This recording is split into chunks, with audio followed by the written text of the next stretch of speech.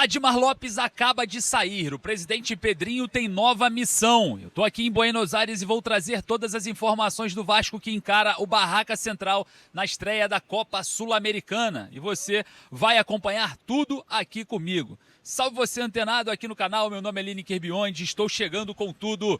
Nessa segunda-feira, e é claro, você, torcedor vascaíno, vai ficar cada vez mais próximo do Vasco, vai ficar cada vez mais pertinho do gigante da colina, porque aqui você estará em Buenos Aires, na estreia da Copa Sul-Americana com o Vasco. É isso mesmo, a missão do nosso canal sempre foi e sempre será levar você para pertinho. E daqui eu trago informações importantíssimas. Mas antes eu peço, na humildade, na moral, para você deixar aquele like. O seu like avisa para a plataforma que falar de Vasco aqui na Argentina é positivo. E claro, você que não é inscrito, botãozinho inscrito, inscreva-se aqui embaixo. Vamos falar bastante de Vasco, que tem informação vinda direto da Argentina, informação importante, tá?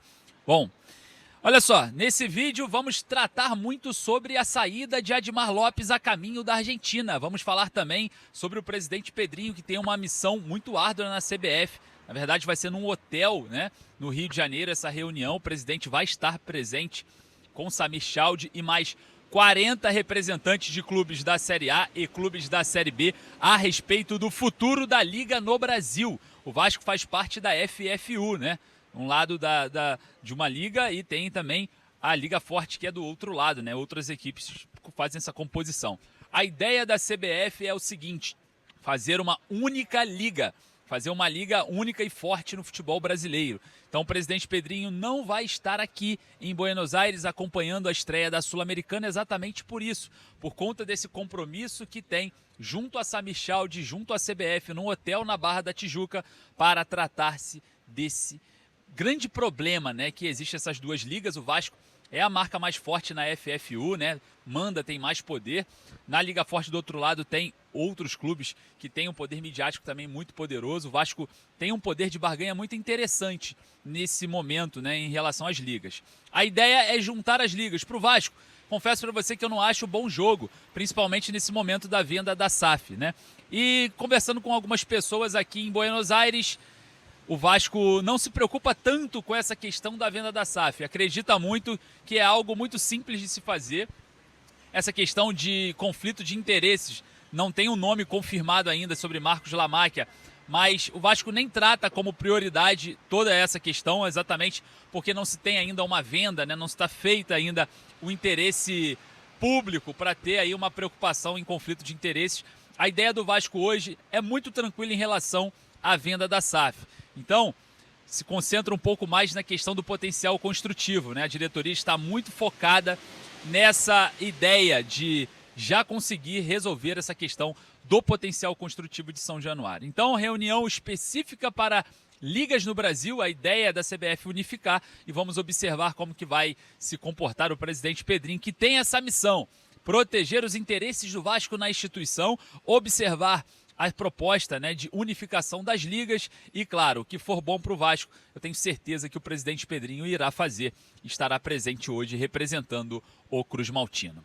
Olha só, hein? Admar Lopes acaba de sair, exatamente. Ele está em São Paulo, embarcando para Buenos Aires. Daqui a pouquinho eu me encontrarei com Admar Lopes aqui na capital da Argentina, porque estará chegando ainda hoje para fazer essa composição junto com o elenco, junto com a comissão técnica e também junto com membros da diretoria do Vasco que estão aqui em Buenos Aires. O Vasco, sem Admar Lopes, treina hoje no CT Amarídia do Boca Juniors, estará presente nesse momento. Estou me encaminhando para lá para a gente acompanhar um pouco sobre esse trabalho, sobre o que vai acontecer, né, no CT Amarídia do Boca Juniors. Não é muito próximo daqui onde eu estou, mas eu vou pegar agora uma condução e vou estar presente para você ficar cada vez mais perto do Vasco. E a gente vai ter aí informação de algumas pessoas do Vasco que irão falar com o nosso canal. Então se prepare que nós teremos aqui pessoas falando ao nosso canal, direcionadas a essa estreia da Sul-Americana, ao elenco do Vasco que está presente aqui em Buenos Aires e muito mais. Então tem muita coisa ainda para acontecer no dia de hoje e eu aguardo você. Beleza? Olha só, a polêmica sobre a vinda ou não vinda de Renato Gaúcho ainda ganha tons, né? Eu encontrei com algumas pessoas aqui, alguns torcedores do Vasco, aqui em Buenos Aires, né? Algumas pessoas que vieram principalmente para se hospedar onde o Vasco está hospedado e me disseram o seguinte: pô, o Renato Gaúcho poderia estar aqui. Aí muita gente falando, não, mas é por conta do treinamento que vai ter lá no Rio de Janeiro em relação a essa prioridade do Campeonato Brasileiro. É melhor priorizar, é melhor estar próximo, é melhor treinar porque o Vasco ainda não está tão confortável assim, principalmente, né, na competição. E a gente observa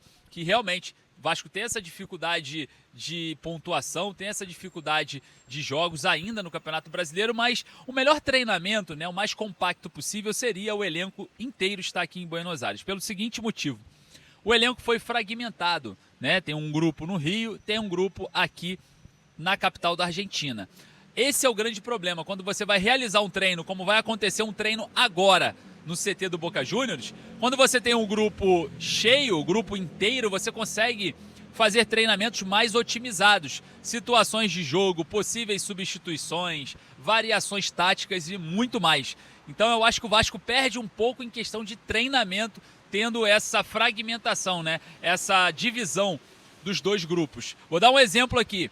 Vamos dizer que no Rio de Janeiro hoje tem uma situação de jogo em que o Renato precisa mudar de peças para variar taticamente a equipe. O Rojas está lá, o Nuno está aqui, por exemplo. Vamos dizer que lá o Rojas está mal no treino de hoje, o Renato queira testar outro jogador. Ele não vai conseguir testar outro jogador nessa situação de jogo, né?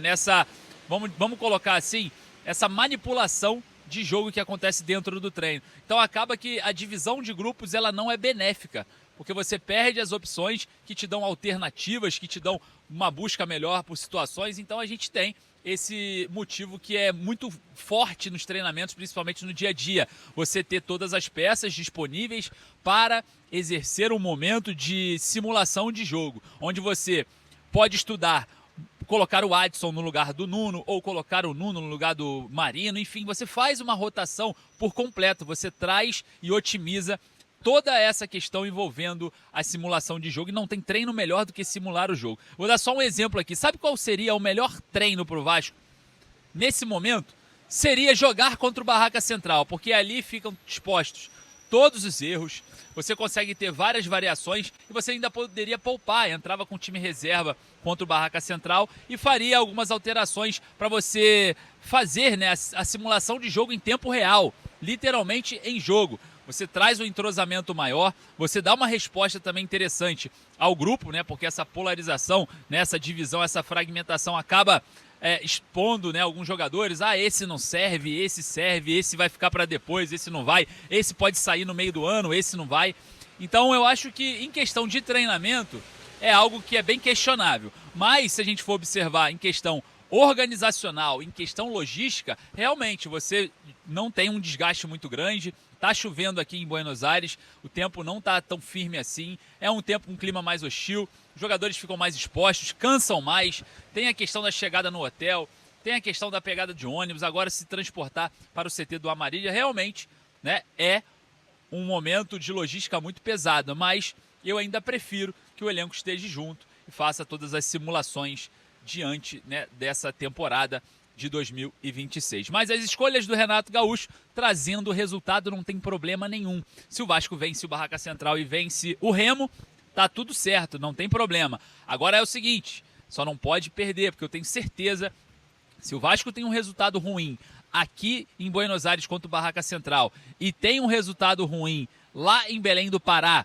contra o Remo, onde eu estarei presente também em Belém do Pará, eu acho que a torcida já vai começar a questionar. Ficou no Rio para quê? Treinando para quê? Por que fez isso? Por que fez aquilo? Então, é muito questionado, né, esse momento de escolha. A gente tem que questionar porque é algo atípico que não é muito simples, principalmente pensando em Copa Sul-Americana, a competição internacional que o Vasco participa hoje na temporada de 2026. Eu queria saber a sua opinião, vai lá nos comentários. Daqui a pouquinho eu volto com mais informações aqui direto de Buenos Aires. Você vai ficar sabendo de tudo que acontece aqui na capital da Argentina com o nosso Cruz Maltino na estreia da Copa Sul-Americana. Deixe seu like para dar aquela moral. Muito obrigado pela sua presença.